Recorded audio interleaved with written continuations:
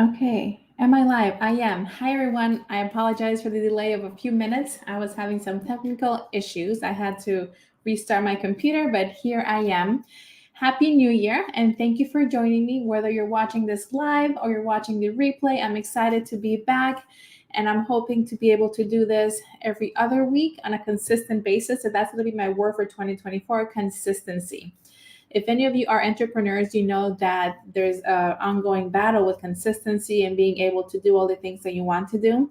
So I'm going to be prioritizing these Facebook Lives because it really does help everyone out. It helps me continue to create new content for you, and it helps you to also learn a lot of these things or maybe review them if there's something that you already know. But also, it helps with just providing a little bit of knowledge and things that I learn about that I want to share with you on a consistent basis. So that's my spiel for starting 2024. Welcome. And if you don't know me, my name is Joyce Faraj-Ardura. I'm a nutrition counseling coach, also a nutrition counseling. I was a nutrition counseling professor. I'm not going to be teaching that at the university level, but I will still be teaching there. And I have created a program for dietitians to enhance their nutrition counseling skills. So if that's something that you're interested in, stay tuned towards the end, and I'm going to share what I have coming up. So welcome. I figured because it's the start of the year, you're probably going to be getting a lot of clients who are going to be wanting to work on those new year resolutions or maybe new year goals, because that's just what many people tend to do. So I figure, why not have a Facebook Live on habits and behavior change? So then how can we support our clients? And I like to start off by, let me see if this is working. I like to start off by first going into some of the reasons why people have difficulty initiating a new habit or initiating change. So if this is no surprise to you, then you've been listening all along. But fear tends to be one of the biggest factors why someone might have difficulty going into a behavior, nutrition, lifestyle change. And if we think about it, when was the last time that you took on a new change in your life or a new behavior change, a new habit? And if you have done that, you're going to know that behavior change is not necessarily easy. And in the past, I've had many clients who come to me and they tell me, well, in the past, my dietitian just gave me a meal plan. They just provided nutrition education. And sure, I was able to follow that for maybe a week or two, but then I fell off the wagon. Temptation came and I couldn't hold back, and then that was it. So there's a lot of other nuance there, like black or white, all or nothing thinking, providing education when guidance and motivation, empowerment is needed. And that's something that is many times the issue with our profession. We are taught to be really good at providing nutrition education, but not so much on knowing how to guide our clients towards lasting behavior change. So if you put yourself in the shoes of your clients, starting something new is not always easy. So then how can we set them up for success? My recommendation would be to walk them through the process of behavior change in your sessions with them, so they know what to expect, so that they know that when things get difficult or challenging, which they will, they're going to remember their dietitian's voice in their head. Oh, my dietitian told me that I would be having some difficulty, that this might happen, that I will stumble. So I have to make sure that you keep that in mind, so that when you're talking with them, let them know that it's common. So then what can they do when that does happen? Because it's a matter of whether it does or not. It's a matter of when it will happen. So walk them through the behavior change process to help them know what to expect. That predictability is going to be really essential. And also, I'm going to be going back and forth into things that I do in sessions that I found useful with my clients. So you can take or leave whatever you want. What I found very helpful is when we are coming up with goals, go into not only what the goal will be. Sure, creating smart goals are wonderful, but how can we set them up for success? Because they might be coming to you with many failed attempts in the past, and they don't want this to be another failed attempt. They don't want this to be something that they do well for a week or two, and then life gets in the way. actually have a conversation about what the goal will be. And it has to be something they really want to do. Why is it important for them? What will be different or improved in their life if they meet that goal? And then start focusing on the systems and everything that they need to have in place to be able to be successful. Because sometimes when they see that goal, it is so big and so far away in their minds that thinking about that goal is really scary. Thinking about having to change what they're already doing, which is what their brain is used to, and that's where their brain is comfortable, can be very scary. So, then how can we help their brain feel at ease in making changes? I tend to ask them what their goal is, go into their big why it's important. And then I start to ask them about how ready they are, how able they are, how willing they are to take on a new change, and what would that look like for them.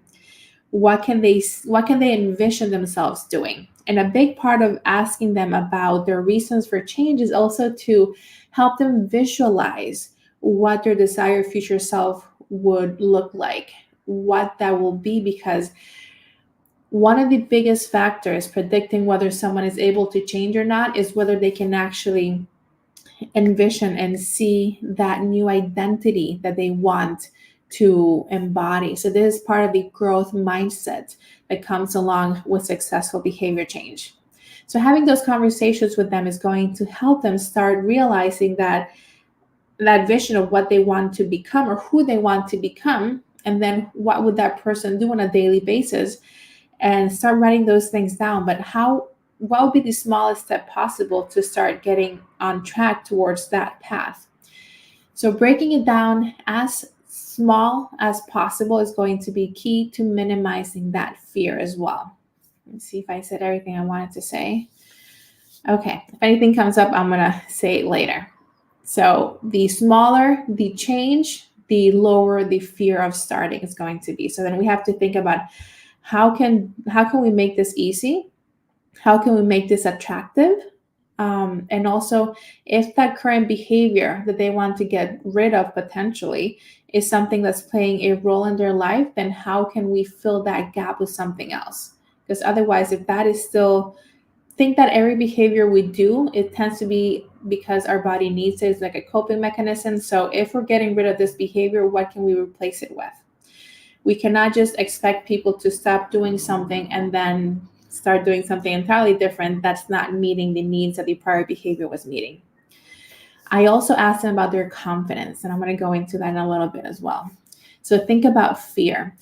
And also, fear can be a driver towards change in the sense that if you help them visualize what what would happen if they don't change, if things continue the way they are, if worst case scenario, what would be what could happen if they don't necessarily make a change, that conversation could help them envision what they want to avoid. So this is part of the personalizing risk when you have someone that might be in the pre-contemplation stage, particularly because they're not seeing that their current behaviors might be affecting them negatively. So having that conversation can be useful because it can get someone to the point of their fear of inaction is so great that it can move them forward. I'm not saying fear is going to be the main way to get people to move forward, because no one ever really, let's say, no one ever really was successful long term because of fear or something. There has to be incentives and something to move towards. But this can just help with that initial movement. Okay, so that's one. How can we? So, okay, I got a great question. How can that be different than using scare tactics? So it's not necessarily a scare tactic, but it is a reality check, right? So, and it can be to get anyone thinking about not just their current situation, but what might be possible if nothing changes. Because ultimately, there has to be a driving force for someone to change. And I don't like scare tactics. I'm not trying to make people feel bad, but it has to be a reality check to some extent. So if you think about when someone is in the pre-contemplation stage, they're not making the connection between what they're currently doing or not doing and how that can negatively affect them in the future. They're likely, there might be many different reasons why someone is in pre-contemplation, but that can be one of them. They just don't see a risk. So then how can we personalize that risk? And that is a big part of the behavior change theory for the health belief model. So they have to believe that whatever they're doing actually poses a risk and that the risk is severe, and that whatever they end up doing, that their efforts are worth it and that they can actually see some positive results. So that's the theory that I'm referring to when I'm talking about how fear can play a role. Because if there's no perceived risk and no perceived severity, the chances that someone's going to change is not that high. Does that make sense? Okay.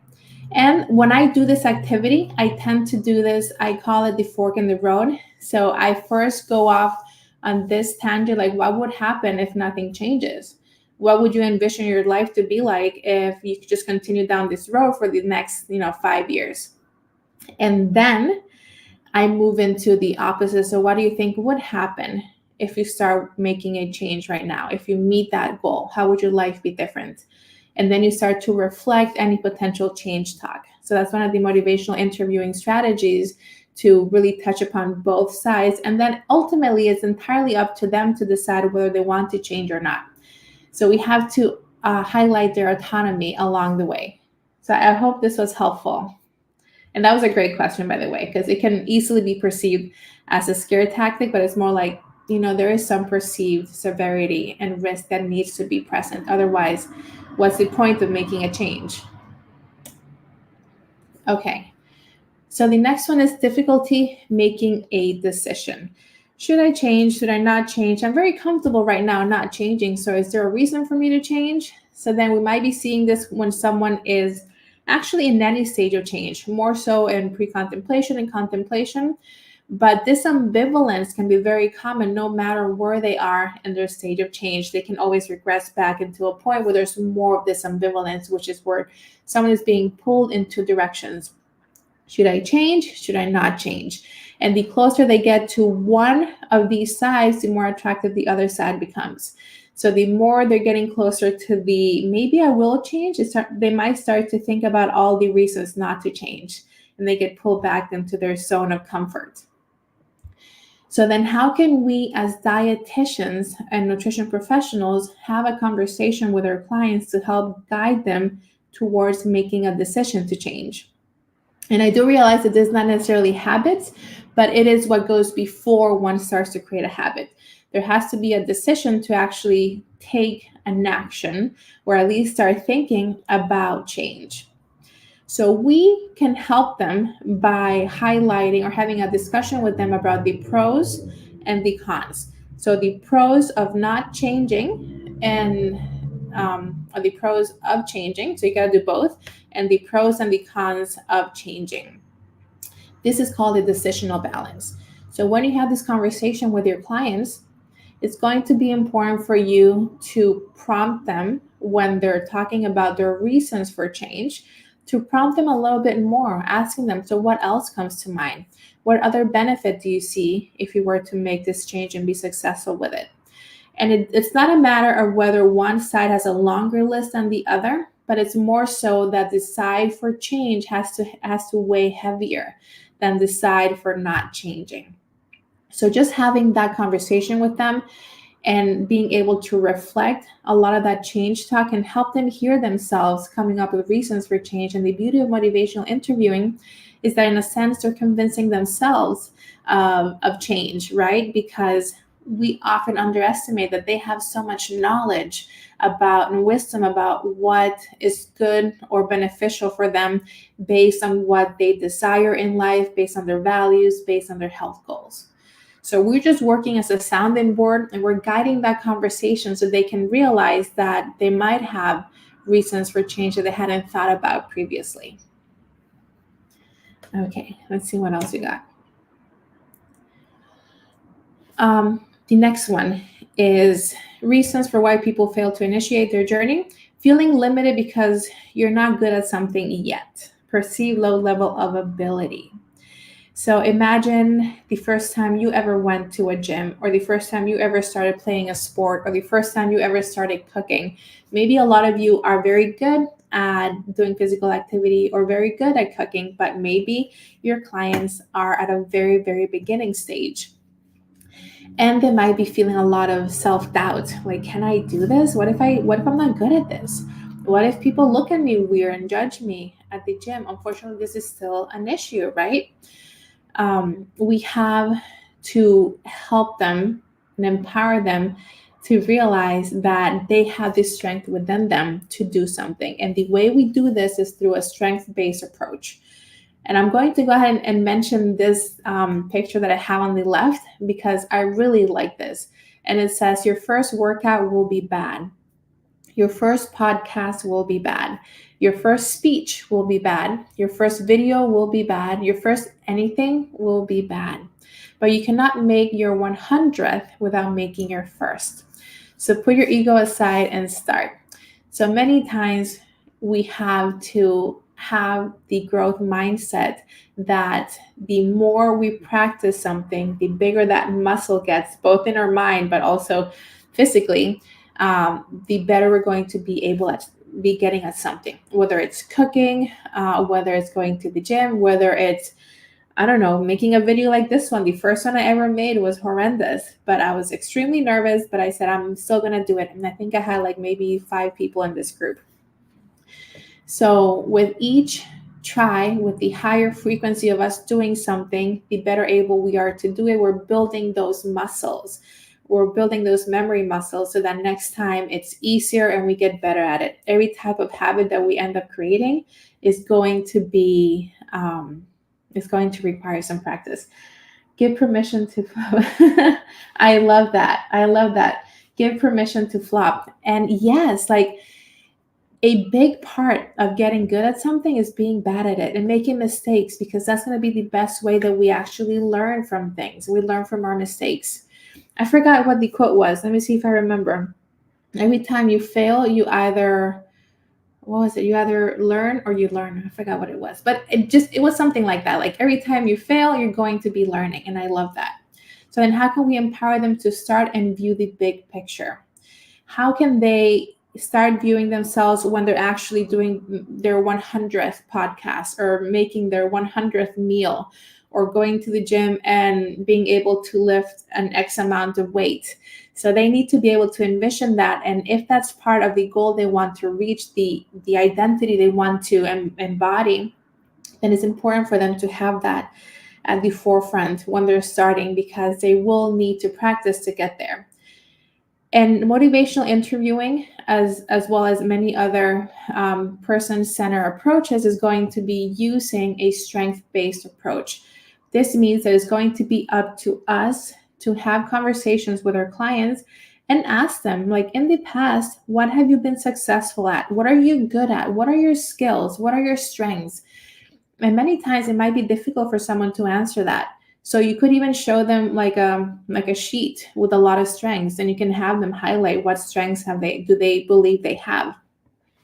And if they've been able to do something successfully, you can ask them, what skills do you have, or what helped you get to that point or become really good at that one thing that you're good at, or many things. And that's going to help them get going about talking about what they have, their skills, their strengths, anything that they believe that they can bring to the table when it comes to behavior change. It's going to help them start and continue with the behavior change. And we're going to reflect that in the form of affirmations. So when we create affirmations for our clients, affirmations, and I love how my own MI mentor put this in these words a few years ago, is affirmations are like hugs with words. And I love that. So imagine you're hugging someone, you feel good, you feel like warm and fuzzy inside. So it's similar with affirmations. Whenever you use affirmations, you're not using I language, you're using you language. For example, you work really hard at that. You must be proud of yourself. Or you know how much effort it takes, and yet you did it. You did a really good job. So you're using you verbiage all the time so that the client can really feel like it's about them and they're doing the work. Any questions there? Okay, I have my other screen there with the questions, so I keep on looking. Okay, so strength-based approach. Then we have perceived self-efficacy, and this one goes hand in hand with the last one, but I wanted to highlight it as a separate slide because many times the biggest barrier to behavior change is our own perception of whether we can or cannot do something. So then having these conversations with our clients to help them believe they can actually do something to help break down those barriers is going to be essential. And I think this might be, I'm going to talk about barriers, this one and the next slide. So another reason, this is the last one I'm going to go into, is stress and overwhelm. When we see that big goal that we want to reach, many times we can get overwhelmed. It happens to me. I fall into what's known as analysis paralysis. I start thinking of all the big things I want to do, and then I just get paralyzed. So something very similar can be happening with some of your clients. Maybe it's happened to you as well. You're feeling really stressed and overwhelmed, and instead you start to procrastinate, or you like push back doing something because you know it's going to be something really big. So then how can we have these conversations to help them break down their goals to the smallest steps possible? And this is where we have the goal creating activity with our clients that's going to require us to assess their confidence.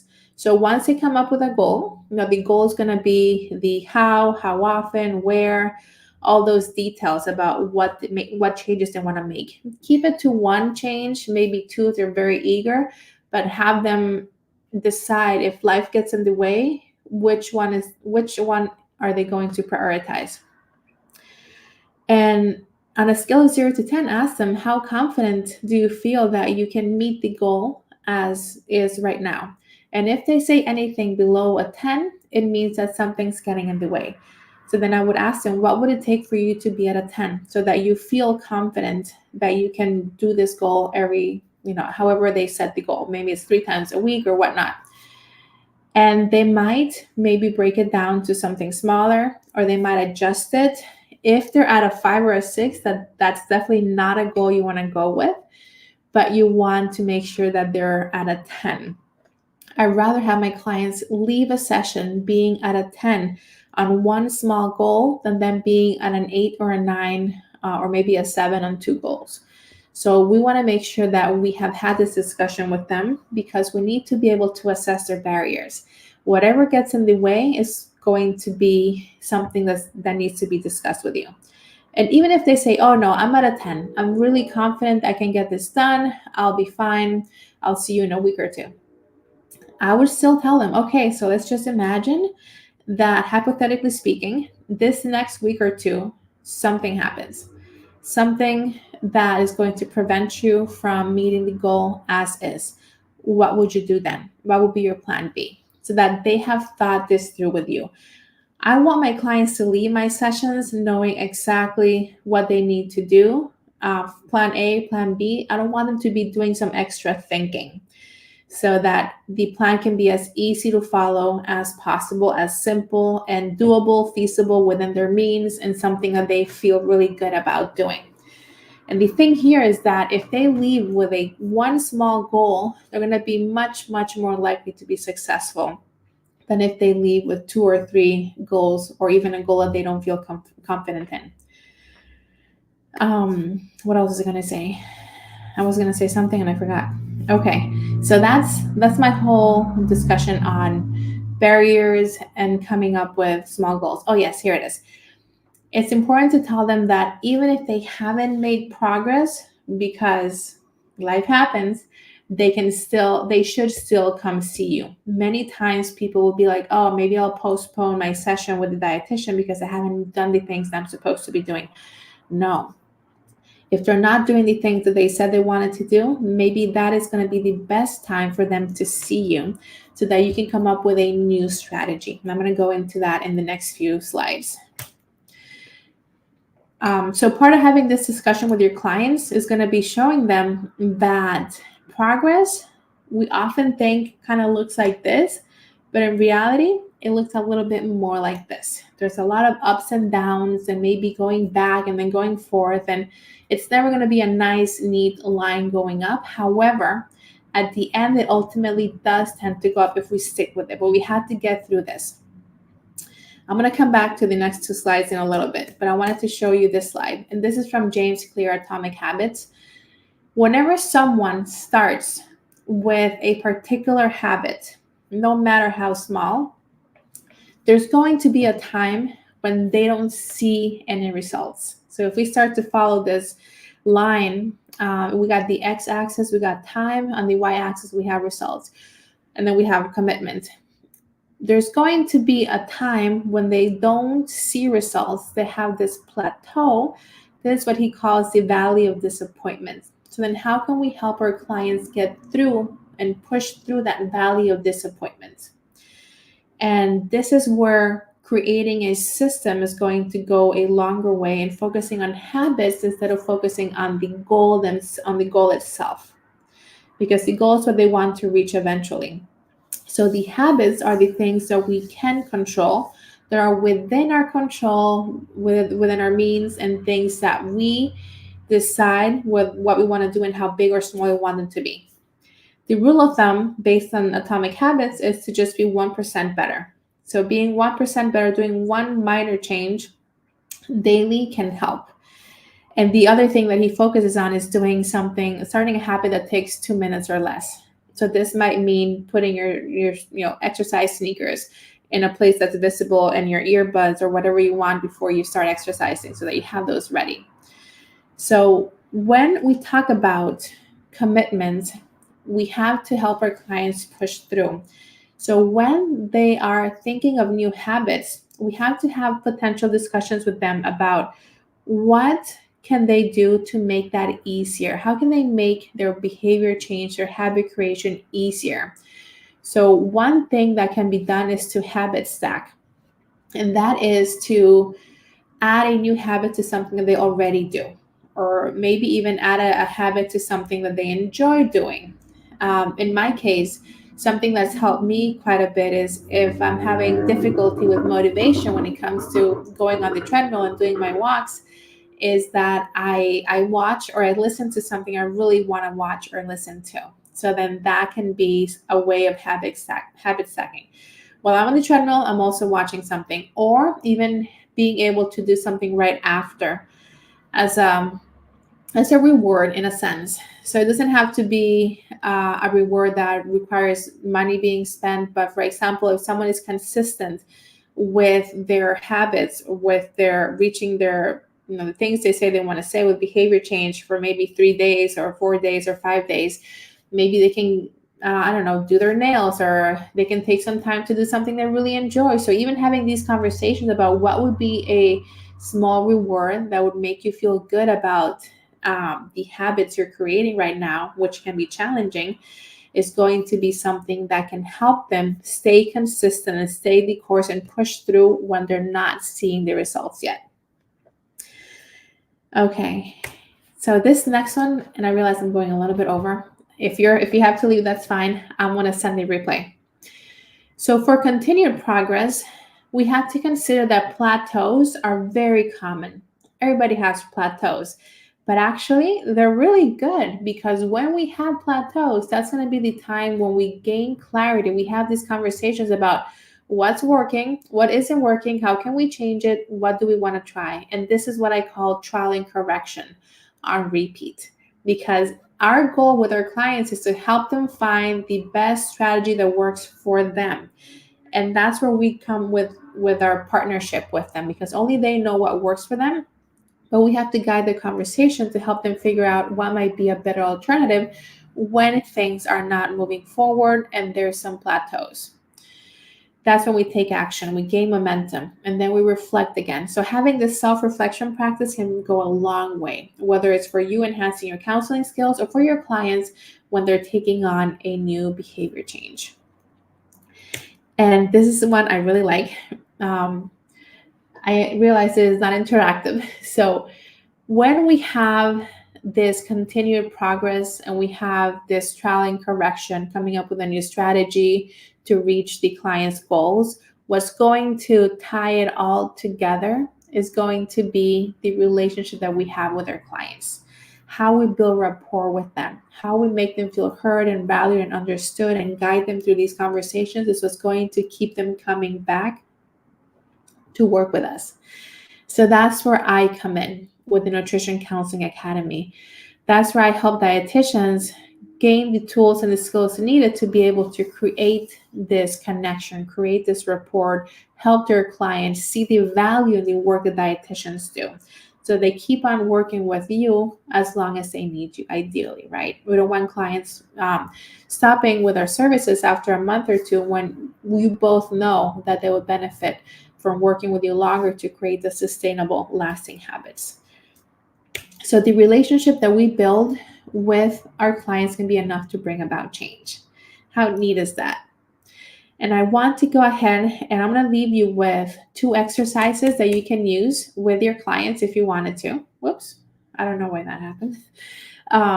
So feel free to use these. I modified these when I was reading Atomic Habits a while back. So when we're with a client, we can brainstorm some activities. So we can brainstorm what their goals are. We can ask them, what are their top 3 health goals? And then ask them to come up with some of the habits that they know are going to get them closer to reaching that goal. So then they can come up with more than 3. I just have 3 there, but they can come up with as many as they want. You can prompt them by asking them, what else do you think can help you get closer to that goal? These don't have to be habits that they're doing. These can be habits they can start working on. And then on the last column, we have habits that get in the way of them reaching their goals. So these are things that are going to be barriers, right, to them reaching their goals or being consistent with their new behaviors. And once they've done this, we should be picking one particular goal, and then we can move into that, not even just one goal, one habit from the ones that they wrote down. And within those, we're going to be choosing a habit to drop or a habit to pick up. And then for that particular habit, I know this is very nuanced, but you can actually have a good conversation about this. You don't have to show them this, or you could if you wanted to, but then you could come up with what are the components that need to be in place for someone to start a new habit. So for example, what needs to change in their environment? What needs to change in their time? What needs to change? Like, what support do they need? What are all the things they can come up with that is going to help them with the creation or the dropping of a habit? And it's going to be up to you to have the discussion with your client whether they want to pick up a new habit or they want to drop one. Whichever it is, you have to make sure that if they drop one, then what is going to be replacing that particular thing that the habit is, filling that gap. So for example, if you want to start eating a balanced breakfast, and the components would be maybe plan out a list of easy breakfast options you like, set up your environment to be conducive to making breakfast, maybe leave the pan ready for cooking in the morning, maybe leave the eggs visible, have the cheese or whatever they want. I'm just thinking of my breakfast omelet. For each component that you identify with your client, come up with an action plan to implement small 1% changes that will help build that habit or break it. And then they try it for a week. And then afterwards, they're going to list all the challenges down here that they went through. And then that would be the things that they would want to discuss with you. So this can be an activity if you really wanted to break down all the components of creating a new habit to the smallest steps with your clients in session. So that's what I have for today. And I wanted to just leave you with this quote. 94% of dietitians, this is based on research, don't feel confident in their nutrition, counseling, and coaching skills. So the Nutrition Counseling Academy was created to be able to change that. If any of you are interested, I'll be starting my next cohort of the Nutrition Counseling Academy's nutrition counseling program this January, on the 3rd week of January. And starting this year, actually, it is a certification program. And I'm adding this amazing new technology where you send me your recordings, whether it's with a mock session or a real session, and I'm going to run it through a software that only I have access to, I guess in the dietitian world. And it's going to give you really thorough feedback on your motivational interviewing proficiency. It's going to break it down and give you a summary, and I'm going to meet with you and go over those results, and we're going to come up with a plan on how you can improve that. So you're guaranteed to improve your motivational interviewing skills and gain confidence in your counseling skills. If you want any more details, you can find that here. It's going to be a 10-week program. I added 2 extra weeks at the same price. And I also have a self-paced option, but currently the certification program is the 10-week program. We get started end of January, and we have payment plans.